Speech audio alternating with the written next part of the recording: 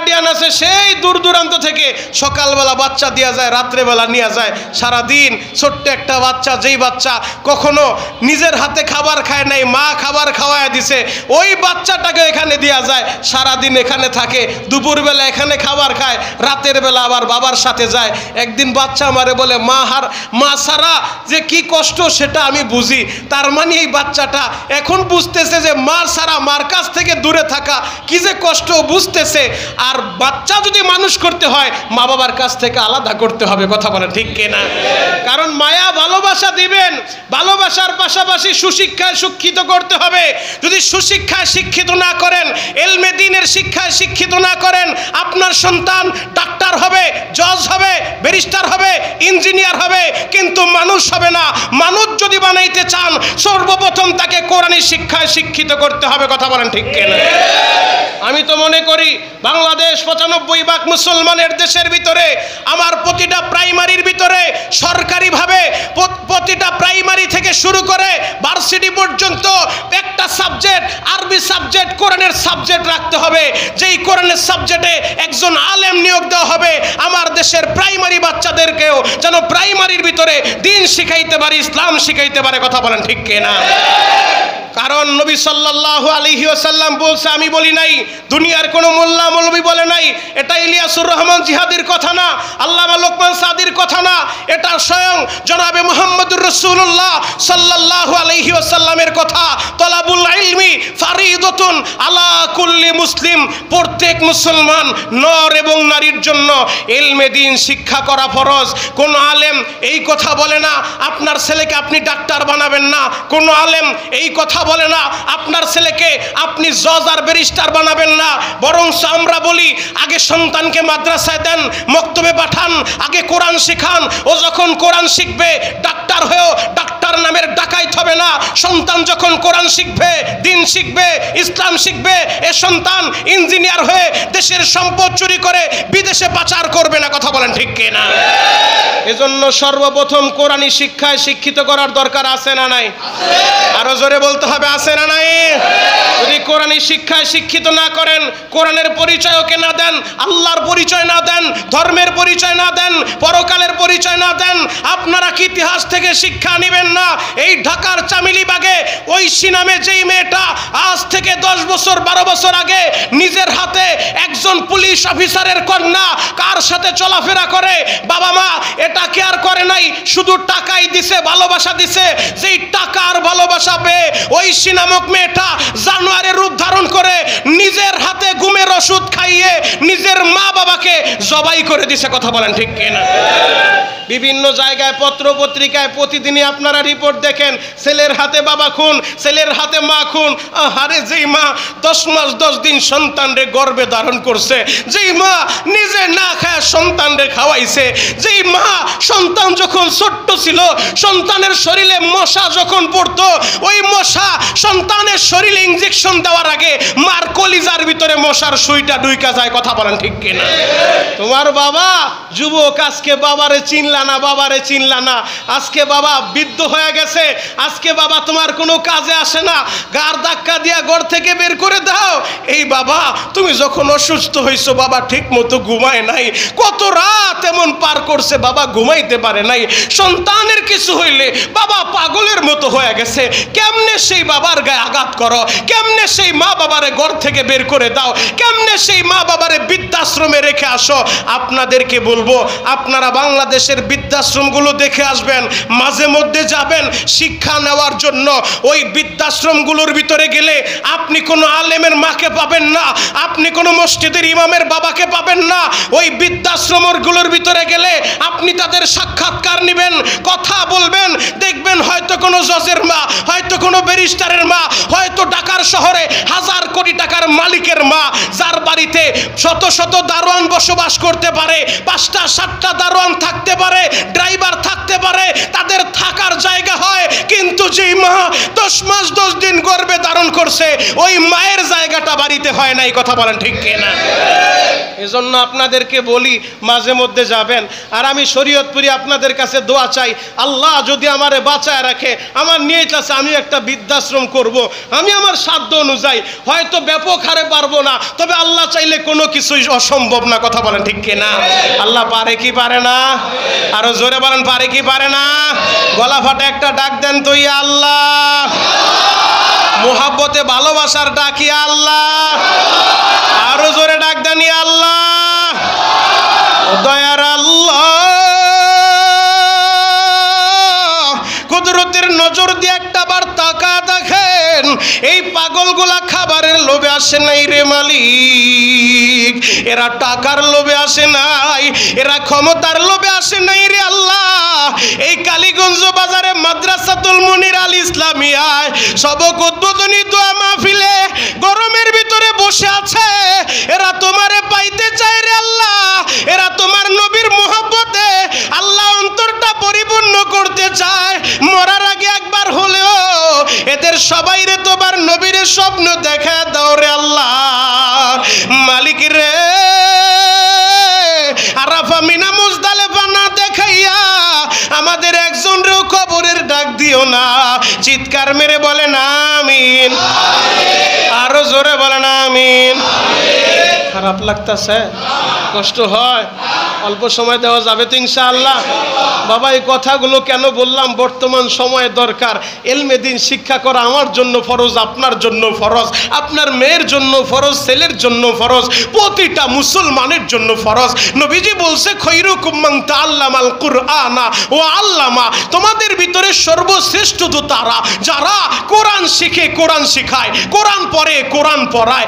একজন আলেমের কত দাম মুহতারাম হাজিরিন। নবীজি বলে মান সালাকা তরিকান ইয়ালতামিসু ফীহি ইলমা সাহালাল্লাহু লাহু বিহি তরিকান ইলাল জান্নাহ, যে ব্যক্তি ইলমে দ্বীন শিক্ষার জন্য ঘর থেকে বের হয়ে যায়, সাথে সাথে আমার আল্লাহ তার জান্নাতের রাস্তাটাই সহজ করে দেয়। আর জোরে বলেন এখনো তলিবুল ইলম হয় নাই, নিয়ত করছেন ছেলেটারে মাদ্রাসায় দিবেন, তলিবুল ইলমের খাতায় নাম উঠাইবেন, এখনো নাম উঠান নাই, মাদ্রাসার অফিসেও আসেন নাই, ভর্তি ফর্ম ফিল আপ করেন নাই, মাত্র ঘর থেকে বের হইছেন ছেলেরে নিয়া, মেয়েরে নিয়া। কেন? উদ্দেশ্য একটাই, আমার সন্তান ইলমে দ্বীনের শিক্ষায় শিক্ষিত হবে, আমার সন্তানরে আলেম বানাবো, আমার সন্তানরে তলিবুল ইলম বানাবো। এই নিয়ত কইরা ঘর থেকে বের হইছেন। মান সালাকা তরিকান ইয়ালতামিসু ফীহি ইলমা, ইলমের জন্য ঘর থেকে বের হইছেন, রাস্তায় বের হইছেন, সাহালাল্লাহু লাহু বিহি তরিকান ইলাল জান্নাহ। বিশ্বনবী বলে তুমি ঘর থেকে বের হইতে দেরি, আমার আল্লাহ তোমার জান্নাতের রাস্তাটা সহজ করতে দেরি করে নাই।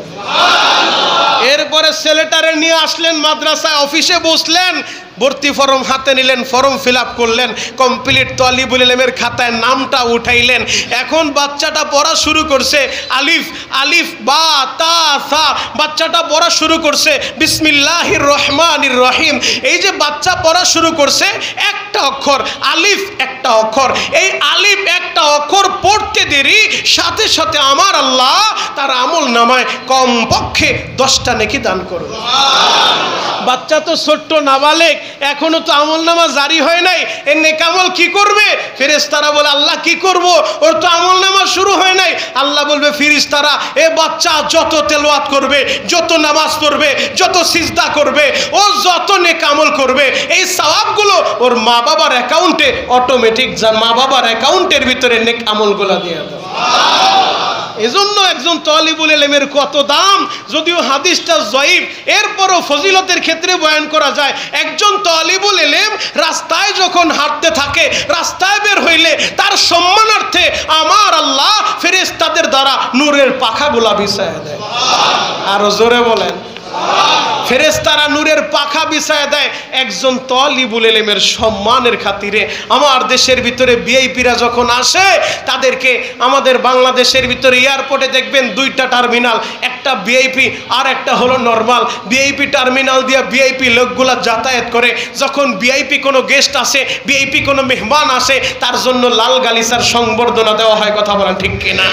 যদি অন্য দেশের কোনো রাষ্ট্রীয় প্রধান আসে, তাহলে সেই এয়ারপোর্ট থেকে শুরু করে তাকে ভিআইপি রিসিপশন দিয়া, সর্বোত্তম নিরাপত্তা দিয়া, আমার দেশের প্রশাসনের মাধ্যমে তাকে শুভেচ্ছা স্বাগতম দিতে দিতে এরপরে রাষ্ট্রীয় মেহমানখানায় তাকে নিয়ে আসে। একজন দুনিয়াদার ব্যক্তির সম্মান যদি দুনিয়ার ভিতরে এমন হয়, একজন তালিবুল ইলম কোরআনের ছাত্র, যেই কোরআন এ পৃথিবীর সর্বশ্রেষ্ঠ কিতাব, যে কিতাবের সাথে যেই জিনিস লাগে ওইটাই দামি হয়। এ কোরআনের সাথে কাঠের টুকরা রেহাল লাইগা রেহাল দামি হয়ে যায়।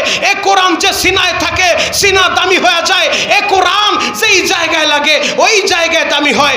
এ কোরআনের একটা ছাত্র রাস্তায় বের হইলে আমার আল্লাহ প্রশাসনের দ্বারা, পুলিশের দ্বারা, আর্মির দ্বারা, সেনাবাহিনীর দ্বারা তাকে রিসিপশন দেওয়ায় না, তাকে সংবর্ধনা দেওয়ায় না। আল্লাহ বলে এদের দিয়া সংবর্ধনা দেওয়ালে হবে না। কি করবে? একজন কোরআনের ছাত্রের সংবর্ধনা আরশের মালিক তার নূরের তৈরি ফেরেশতাদের পাঠায়া দেয়। ফেরেশতারা নূরের পর বিছায়া তালিবুল ইলমরে রিসিপশন দিতে থাকে। আল্লাহু আকবার, আর জোরে বলেন আল্লাহু আকবার। তাহলে একজন তালিবুল ইলম হাফেজে কোরআনের বাবা হওয়ার ইচ্ছা আছে তো ইনশাআল্লাহ? একজন আলেমের বাবা হওয়ার ইচ্ছা আছে তো ইনশাআল্লাহ?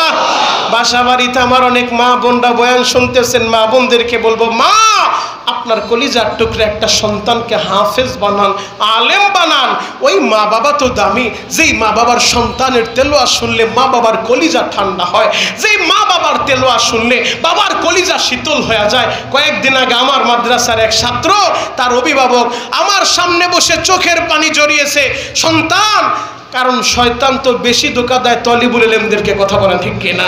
কারণ শয়তান সবচেয়ে বেশি মেহনত করে একজন মাদ্রাসার ছাত্রের পিছনে। কেন? যে ওকে যদি কোনোভাবে মাদ্রাসা থেকে বের করা যায় তাহলে ও আর কোরআনের হাফেজ হবে না, আলেম হবে না। আর যদি আলেম হয়ে যায় ওর দ্বারা কত বেনামাজি নামাজি হবে। ও যদি আলেম হয়ে যায়, দিনের দায়ী হয়ে যায়, কত নেশাখোর নেশা ছাইরা দিনের পথে ছুটে আসবে, কথা বলেন ঠিক কিনা? এটা তো শয়তানের সহ্য হয় না। এই তেলঘাট, আমি রমজানের আগে তেলঘাট নৌকা মাঝির মাহফিলে ছিলাম। এখানে অনেক আল্লাহর বান্দা আছে। সেই জায়গার ভিতরে বহুত আমার যুবক ভাইয়েরা হাজার হাজার মানুষের সামনে চোখের পানি জড়িয়ে চিৎকার মেরে মেরে ওয়াদা করেছে জীবনে নেশা করবে না। প্রতিদিন বাংলাদেশের টেকনাফ থেকে তেতুলিয়ায় যত জায়গায় যাই, আপনাদের দোয়ার বরকতে কত নেশাখোর, কত হিরোইনখোর, কত গাঞ্জাখোর নেশা ছেড়ে দিয়া আজকে মুখের ভিতরে দাড়ি উঠাইছে, আজকে নামাজি হইছে, মসজিদে আসে। ইলিয়াসুর রহমান জিহাদি বয়ান করবে, যেই জিহাদির বয়ান শুই না ময়দানের ভিতরে যুবকেরা গড়াগড়ি খায়, চিৎকার মেরে মেরে কান্না করে। বহু যুবক নেশা ছেড়ে দিয়েছে, নবীর সুন্নত তরিকায় চলতেছে। আলেম ওলামার বয়ান শুই না আজকে যুব সমাজ পরিবর্তন হচ্ছে। এটা সবাই সহ্য করলেও একজন সহ্য করে না, তার নাম মিস্টার ইবলিস, কথা বলা ঠিক? ইবলিসের কাজ হলো কিভাবে তালিবুল ইলমদেরকে ধোঁকা দিয়া ওদেরকে বোকা বানায় এই রাস্তা থেকে সরানো যায়। তো একজন অভিভাবক ছেলেটা লাইন থেকে একটু বেলাইনে চইলা গেছে, বাবার চোখের পানি সহ্য করার মতো না। ওর বাবার চোখের পানি দেখে আমি কেঁদেছি, আমার সামনে আমার শিক্ষকেরা বসেছিল তারা কেঁদেছে। শুধু তাই না, ছোট্ট একটা মাসুম বাচ্চা যখন ওর বাবার চোখের পানি দেখছে, ওই বাবাটাও, ওই পিচ্চি ছেলেটা, ওই কলিজার টুকরা সন্তান, ওর বাবার কথা মনে পড়া গেছে, ওর বাবা দুনিয়ায় বাইচা নাই। ওই ছেলেটাও হাউমাউ করে কান্না করতেছে। ওই ছেলেটা ওর বাবার চোখের পানি দেখে সহ্য করতে পারে নাই।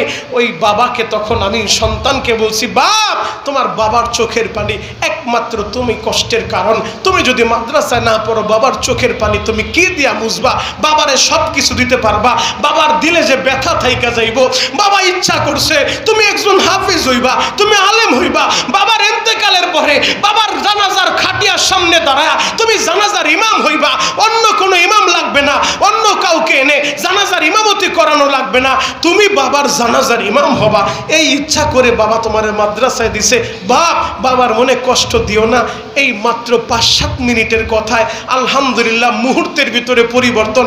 সন্তান বাবারে জড়ায় দইরা চোখের পানি ছাইরা দিয়া বাবারে বলে, বাবা ভুল করছি, আমারে মাফ করে দাও, আমারে তুমি এই মুহূর্তে মাদ্রাসায় নিয়ে যাও। কসম খোদার আমি এই জায়গায় দেখাইতে পারবো কিন্তু দেখাবো না। উপস্থিত আমার এই সামনে বসে আছে, বাবার সাথে সন্তান চলে আসছে মাদ্রাসায়। যেই সন্তান মাত্র কয়েক মাসের ব্যবধানে চুল বড় বড় করে ফেলছে। যেই সন্তান লাইন থেকে বেলাইনে চলে গেছে, সেই সন্তান মুহূর্তের ভিতরে কোনো আঘাত করতে হয় নাই, মাত্র 2-4-5 মিনিট কথা বলছি, সাথে সাথে পরিবর্তন। বাবারে জড়ায়া দইরা বাবার কাছে ক্ষমা চায়া মাদ্রাসা এসে পরিবর্তন হয়েছে। আমি দোয়া করি ওদের জন্য, আপনাদের কাছেও দোয়া চাই, এরকম প্রতিটা সন্তান যেন মা বাবার আদর্শবান সন্তান হইয়া মা বাবার কলিজা শীতল করতে পারে। চিৎকার মেরে বলে না আমিন, আরো জোরে বলে না আমিন। কারণ সন্তান যদি লাইনচ্যুত হয়ে যায়, সন্তান যদি বেলাইনে চলে যায়, বাবা ঠিক মতো ঘুমাইতে পারে না, মা ঠিক মতো ঘুমাইতে পারে না। যদিও ছেলে নেশাখোর হয়ে গেছে, বন্ধুদের আড্ডায় বইরা বেলাইনে চইলা গেছে, সবাই ঘুমাইলো, রাত্রিবেলা মা দুঃখিনী ঘুমায় না। মা জানে আমার ছেলে আমার কথা শুনে না, মা জানে ছেলে নেশাখোর, মা জানে ছেলে মুরব্বীদের সম্মান করে না, এরপরও মা রাত্রিবেলা ঘুমায় না। কেন ঘুমায় না জানো? এর নাম হলো মা। সন্তান ভালো হোক আর খারাপ হোক, এই সন্তানের জন্য একজন সবচেয়ে বেশি চোখের পানি জড়ায়, তার নাম হলো মা। কথা বলেন ঠিক কি? আল্লাহর পরে যার স্থান রেখেছেন মা, যে আল্লাহ মা বাবা সম্পর্কে বলছে, খবরদার সন্তানেরা মা বাবার সাথে কথা বলতে যায় উফ শব্দটাও ব্যবহার কইরো না। ধমক দিয়া বলবা উফ বিরক্ত হয়ে গেলাম তোমার কথা শুই না। আল্লাহ বলে উফ, এই উফ শব্দটাও ব্যবহার করবা না। এর নাম তোমার মা। তোমার মায়ের কদমের নিচে আল্লাহ জান্নাত রাখছে, তোমার বাবার কদমের নিচে আল্লাহ জান্নাত রাখছে। সন্তান আজকে কেমনে মা বাবার অবাধ্য হও, কেমনে মার কলিজা আঘাত দাও, কেমনে বাবার কলিজা আঘাত দাও। আমি যুবকদেরকে বলি, যুবক তোদের পা দুইটা যদি আগায় দাও, আমি মনিরুল ইসলাম শরীয়তপুরী এই মানুষের সামনে ভরা মজলিসে আমি তোর পা দুইটা ধরতে রাজি আছি। এরপরও তুই ওয়াদা কর কোনোদিন মায়ের কষ্ট দিস না, কোনোদিন বাবারে কষ্ট দিস না। যেই দিন হারাইবি সারা পৃথিবী পাগলের মতো ঘুরবি, বাবারে আর কোনোদিন খুঁজে পাবি না, মায়েরে আর কোনোদিন খুঁজে পাবি না।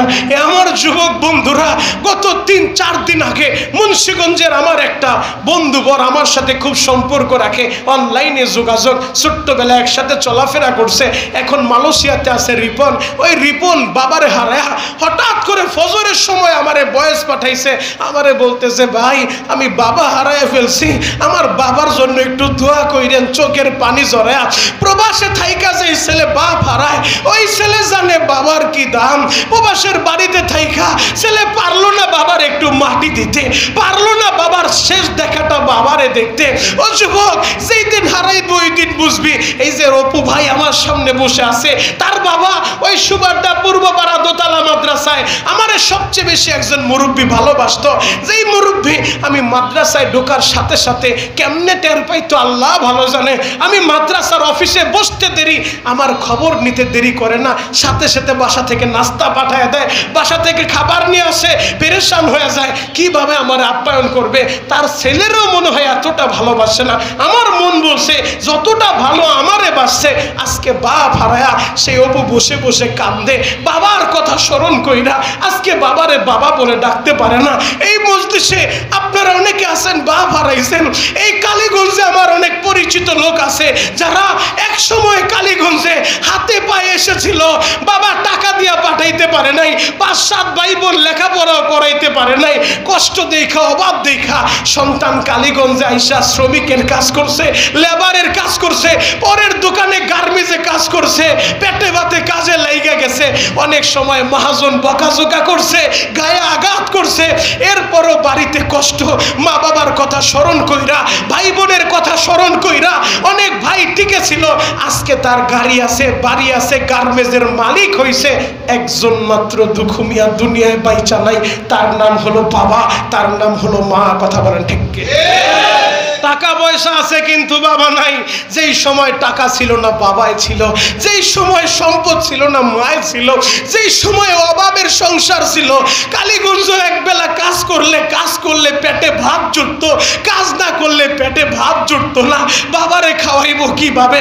আজকে সন্তানের টাকা আছে, মনটায় চাইলে পেটিকে পেটি আপেল আর কমলা কিনে বাবারে খাওয়াইতে পারতো, কিন্তু আজকে তো বাবা নাই, টাকা আছে, বাপ নাই। ওই বাপ হারা ছেলেদেরকে বলবো মাঝে মধ্যে এতিমদের খোঁজ খবর নিয়েন, মাঝে মধ্যে এতিমদের মাথায় হাতটা বুলাইয়া দিয়েন, মাঝে মধ্যে এতিমখানায় যায় এতিমের মাথায় হাত বুলাইয়া বাবার কথাটা স্মরণ কইরা এতিমের একটা আপেল আর কমলা কিনা দিয়া বলবেন বাবার জন্য দোয়া কইর। আল্লাহর নবী বলে যে এতিমের মাথায় হাত বুলাইয়া দেয়, ওই হাতের নিচে যতগুলা পশম পরে চুল পরে প্রতিটা চুলের বিনিময়ে আল্লাহ নেকি দান করে। আরো জোরে বলেন, প্রতিটা চুলের বিনিময়ে আল্লাহ নেকি দান করে। মুহতারাম হাজরিন, আপনাদেরকে আমি একটা কথাই বলবো, অনুরোধ করব, ওই সন্তান যারা বাপ হারাইছেন, মা হারাইছেন, মা বাবার কথাটা স্মরণ কইরা মাঝে মধ্যে চোখের পানি জড়াইবেন। এই জায়গায় যদি প্রতি মাসে একবার, আজকে যেমন ওলামায়ে কেরাম আসছে, এইরকম যদি প্রতি মাসে একবার বড় বড় আলেমদেরকে আইনা একটু নসিহতের ব্যবস্থা করি, এতে ভালো হবে না খারাপ হবে? আর সবাই বলেন ভালো না খারাপ?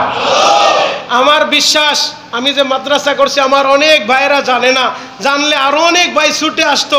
এরপরেও ইনশাল্লাহ আপনারা যারা আসছেন, আপনারা যদি আমার সাহস দেন, আজকে যেমন 25 তারিখ, প্রতি মাসের শেষ শুক্রবার যদি এমন ওলামায়ে কেরাম আইনা এই জায়গায় একটা ইসলাহি মজলিসের আয়োজন করি, আপনারা সবাই আসবেন তো ইনশাআল্লাহ? সবাই আসবেন তো ইনশাআল্লাহ? আমার প্রচার লাগবে না, মাইকিং লাগবে না, লিফলেট লাগবে না, আপনারাই আমার বড় প্রচার। আপনারাই বড় প্রচার, কারণ আপনারা একজন 5 জন 10 জন কইরা নিয়ে আসবেন প্রতি মাসের শেষ শুক্রবার এই জায়গার ভিতরে ইনশাআল্লাহ। ওলামায়ে কেরাম আইনা ওয়াজের সময় বলবেন হুজুর কয়েক মাস পরে তো আপনারা খুঁজা পাওয়া যাইব না, ইনশাআল্লাহ যেভাবেই হোক, জ্বর হোক আর বিপদ হোক, প্রতি ইংরেজি মাসের শেষ শুক্রবার এই জায়গায় বড় বড় ওলামায়ে কেরাম আসবে, নসিহত হবে ইনশাআল্লাহ। নসিহত হইলে হয়তো একটা মানুষ যদি পরিবর্তন হয়, আজকে যাদের চোখের পানি আমি দেখেছি, যারা বাবার কথা স্মরণ করে চোখের পানি ছেড়ে দিয়েছেন, মার কথা স্মরণ করে চোখের পানি ছড়িয়ে দিয়েছেন, একজনের চোখের পানি, এক ফোঁটা চোখের পানির খাতিরে আল্লাহ চাইলে পুরা মজমাকে কবুল করতে পারে। কথা বলেন ঠিক কিনা? মুস্তাফিজুর রহমান ভাই আমার মোহাব্বতের, আজকে দুপুরবেলা তার বাসায় খাবার খাইছি এবং আমার এই মাদ্রাসায় প্রথম 1 বস্তা চাউল আল্লাহর বান্দা দিছে, আমি কারো কাছে চাই নাই, আল্লাহর বান্দা 1 বস্তা চাউল পাঠাইছে। তার ছেলেটা অসুস্থ, বাপ সন্তানের জন্য কতটা কষ্ট করে একমাত্র বাবাই জানে। সন্তান আজকে তোমরা বুঝো না, আমি সাপ্তাহিক আমার ছেলেদেরকে, আমার বাবাদেরকে, আমার কলিজার টুকরা সন্তান, কারণ প্রতিটা মাদ্রাসার ছেলে, এদেরকে আমি আমার সন্তানের মতো মনে করি। কথা বলেন ঠিক কিনা? এদেরকে আমি বাপ ছাড়া কথা বলি না, এরা আমার সন্তান, আমি এদেরকে সন্তান মনে করি। আমি বলি বাপ, সপ্তাহে সপ্তাহে এদেরকে বুঝাই, বাপ রে যেই দিন বাপ হারাইবি ওই দিন বুঝবি। মাঝে মধ্যে যাদের বাপ নেই ওদেরকে দাঁড় করায় দেখাই, দেখ ওদের দিকে তাকায় দেখ, ওদের কষ্ট তোরা বুঝবি যেদিন তোরাও বাপ হারাইবি। এজন্য মা বাবার মনে কষ্ট দিও না। এজন্য সন্তানকে এলেম শেখানোর পাশাপাশি, লেখাপড়া করানোর পাশাপাশি একজন মানুষ হিসেবে তৈরি করতে হবে। কথা বলা ঠিক কিনা? মানুষ যদি হয়, ও যদি আদর্শবান মানুষ হয়, তাহলে এই সন্তান কখনো মা বাবার অবাধ্য হবে না, এই সন্তান কখনো মা বাবার অবাধ্য হবে না। বরঞ্চ সন্তান যদি পরিপূর্ণ শিক্ষাটা পায়, দ্বীনের শিক্ষা পায়, ইসলামের শিক্ষা পায়, কোরআনের শিক্ষা পায়, নবীওয়ালা শিক্ষা পায়, এই সন্তান নিজের মা বাবা যদি অসুস্থ হয়ে যায়, মা বাবার প্রস্রাব পায়খানা পরিষ্কার করার জন্য অন্য কোনো মানুষ ভাড়া করবে না, নিজের হাত দিয়া মা বাবার প্রস্রাব পায়খানা পরিষ্কার করবে। কথা বলেন ঠিক? একজন পুলিশ অফিসারের কথা আপনাদেরকে বলি, অ্যাডিশনাল ডিআইজি, কারণ আপনাদের দুয়ার বরকতে আলহামদুলিল্লাহ প্রশাসনের ভাইরাও যথেষ্ট মোহাব্বত করে। আপনাদের এই ছোট্ট ভাই মনিরুল ইসলাম শরীয়তপুরীকে একমাত্র আমার মা বাবার দোয়া, আমার উস্তাদদের দোয়া, আমার মা বাবা, আমার মা এখনো বলে বাপ এমন কোনো রাত যায় না যে রাতে তোর জন্য চোখের পানি জড়াই না। আমার মা বাবার দোয়া, আমার উস্তাদদের দোয়া, আমার জানা মতো আমি কাউকে ইচ্ছা করে কখনো কষ্ট দেই নাই। আর যদি আমার কোনো আচরণে, আমার কোনো কথায় আপনারা কষ্ট পেয়ে থাকেন, যেইভাবে আপনাদের ইজ্জত করা দরকার ছিল আমি পারি নাই, এই গরমের ভিতরে বসে আছেন, কষ্ট পেয়ে থাকলে আল্লাহর রাস্তে আমারে ক্ষমা করে দিবেন তো ইনশাআল্লাহ? ক্ষমা করে দিবেন তো ইনশাআল্লাহ? রমজানের 2 মাস আগেও ইলিয়াসুর রহমান জিহাদি হুজুর সহ আমি আমার মা বাবাকে নিয়ে একদিকে শ্বশুর ইলিয়াসুর রহমান জিহাদি হুজুর, আর একদিকে আমার মা বাবা, দুইজনকে কাবা ঘরের পাশে আমার মা বাবারে দাঁড় করে আমি আমার মা বাবারে বললাম, মা সন্তানের জন্য একটু দোয়া করো, সন্তানের জন্য এই জায়গায় চাও আল্লাহর কাছে। তো যুবক, আমি তোমাদেরকে বলি, আমি মনিরুল ইসলাম শরীয়তপুরী জীবনে কোনোদিন ভাবতে পারি নাই যে আমি আল্লাহর ঘর দেখব, তবে ইচ্ছা ছিল। আমি যখন তোমাদের মতো ছাত্র ছিলাম, আমি আমার ছাত্রদেরকে বলি, আমার বাপদেরকে বলি, বাপ আমি যখন তোমাদের মতো ছাত্র ছিলাম, আমি যখন দারুল উলুম দেওবন্দে লেখাপড়া করতাম, আমার উস্তাদ শেখুল হাদিস আল্লামা নিসার আহমদ কাসিমি হাফিজাহুল্লাহ হুজুর প্রতি বছর হজে যাইতেন। আর হজে যাওয়ার আগে হুজুরের একটা আমল ছিল, হুজুর সব ছাত্রদেরকে মাগরিবের নামাজের পরে মসজিদের দ্বিতীয় তলায় বিশাল বড় স্পেস, সব ছাত্র শিক্ষক জমা করতেন। এরপরে ছাত্রদের সামনে বিদায় নিতেন তিনি, চোখের পানি জড়ায়া মদিনার প্রেমের আলোচনা করতেন, মক্কা মদিনার মোহাব্বত আর ভালোবাসা আবেগ দিয়ে আলোচনা করতেন। ওই দিন মজলিসে বৈশা বৈশা আমি কাঁদতাম আর বলতাম, আল্লাহ আমি কি পারবো কোনোদিন মদিনায় যাইতে? আমি কি পারবো একবার আমার নবীর রওজার পাশে দাঁড়া আমার নবীরে সালাম দিতে? আসসালাতু আসসালামু আলাইকা ইয়া রাসূলুল্লাহ, আসসালাতু আসসালামু আলাইকা ইয়া হাবিবাল্লাহ। যেই নবীরে কলিজার চাইতে বেশি ভালোবাসি, ওই নবীর রওজার পাশে দাঁড়ায় একবার যেন নবীরে সালাম দিতে পারি। যখন আমি দাওরায়ে হাদিস পড়ি যাত্রাবাড়ি বড় মাদ্রাসায়, বর্তমান আলেমদের মুরব্বী মুহিউস সুন্নাহ আল্লামা মাহমুদুল হাসান হাফিজাহুল্লাহ যাত্রাবাড়ি শায়েখে যাত্রাবাড়ির বড় হুজুর, ওই যাত্রাবাড়ি যখন পড়তাম, হুজুরও প্রতি বছর বড় হজের 4-5 দিন আগে চলে যাইতেন, আবার সবার আগে চলে আসতেন, অল্প সময় থাকতেন মক্কায়, একেবারে শেষে যাইতেন আবার শুরুতে চলে আসতেন। তো হুজুরও চলে যাইতো, যেখানে পড়ালেখা করি সেখানেই দেখি হুজুর বছর বছর মক্কা মদিনায় যায়।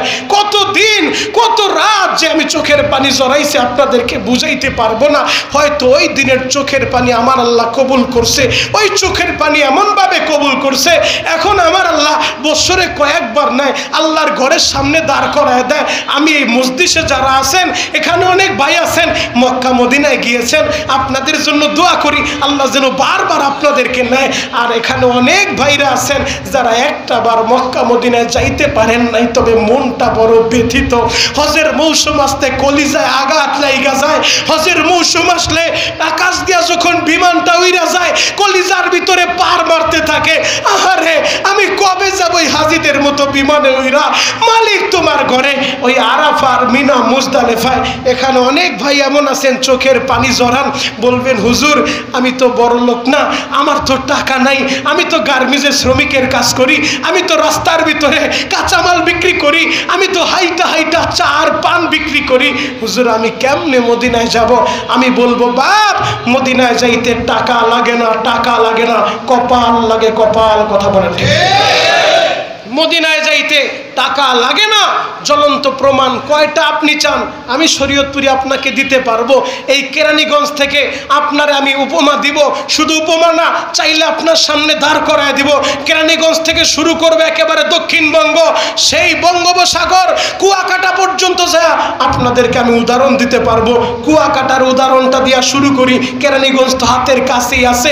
এই কুয়াকাটা গত রমজানে যখন শাইখ ইলিয়াসুর রহমান জিহাদি হাফিজাহুল্লাহ এবং আমি শরীয়তপুরি একসাথে রওনা করেছিলাম, আমার বিমানের পাশের সিটে যেই লোকটা বসা একটা পান বিক্রি করত, চা বিক্রি করত, কুয়াকাটা সমুদ্রে হাইটা হাইটা আল্লাহু আকবার, নারে তাকবীর, নারে তাকবীর, নারে তাকবীর।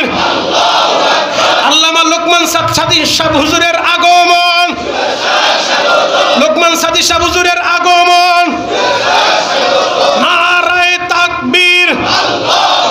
সকলেই বলেন মারহাবা, আরো জোরে বলেন মারহাবা। কেরানীগঞ্জ আপনাদেরকে শুরুতেই বলেছিলাম, এই কেরানীগঞ্জ ইত্তেফাকুল উলামা এর সভাপতি ঐতিহ্যবাহী কালীগঞ্জ বড় মসজিদের সম্মানিত খতিব দীর্ঘ 25 বছর যাবত এই কেরানীগঞ্জ কালীগঞ্জ বাজারে বড় মসজিদে যাদের খেদমত, তার আগে যিনি ছিলেন হাম্মাদ সাদি রহমাতুল্লাহ আলাই, কেরানীগঞ্জের প্রতিটা আলেম এবং প্রতিটা মুমিন মুসলমানের দিলের ভিতরে যার নাম, কথা বলেন ঠিক কিনা, তারা দিল থেকে সাদি পরিবারকে মহব্বত করে, ভালোবাসে, সেই পরিবারের গর্বিত সন্তান, সূর্য সন্তান আল্লামা লুকমান সাদি হাফিজাহুল্লাহ, ইত্তেফাকুল উলামা কেরানীগঞ্জের সম্মানিত সভাপতি। আমার দিলটা ভরে গেছে। আমি নালায়েক, আমি নগণ্য, আমি যাদের ছাত্র হওয়ারও যোগ্যতা রাখি না, এরপরেও আমার ডাকে তারা সাড়া দিয়েছে। এটা একমাত্র আপনাদের দোয়া। তাহলে